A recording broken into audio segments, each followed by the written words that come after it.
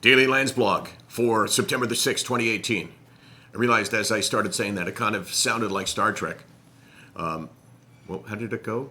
Star date, star something, captain's log, star date, something, something, something.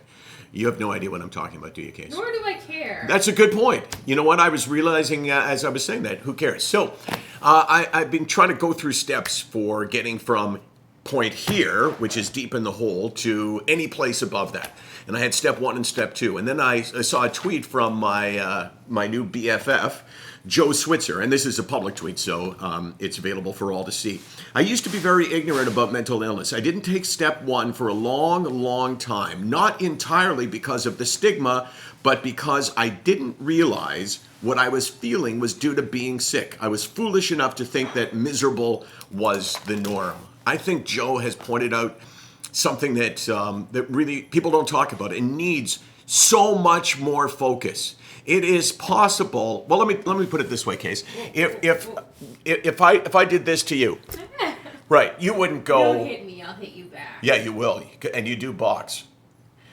If I did that to you, you're not going to go, well, like, why'd you do that? You're going to know, like, right? You're not going to go, oh my gosh, something just happened that shook my arm. But if it's a tiny, tiny, tiny tap, and it makes these little differences in our life, which we can't notice when they're happening, it can add up to being in a position where you have given up your life to your illness, but you don't know you have an illness because it happens so slowly that you didn't notice these changes. Now, some people notice it like me. I went, well, wait a second here. There's something really wrong with me.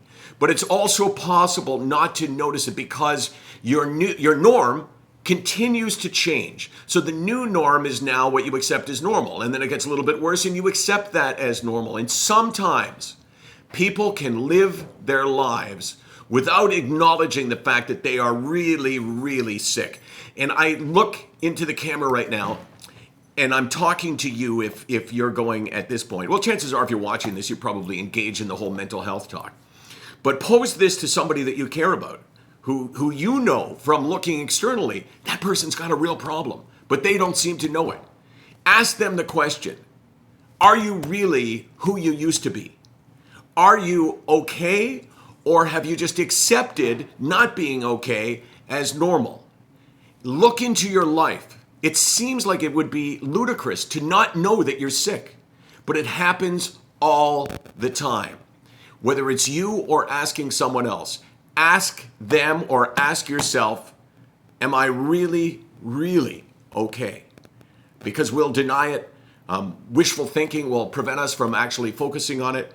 But sometimes it's right there, but you got to ask yourself, and you got to really scrape under the surface. SickNotWeak.com, 24 hours a day, 364 days a year.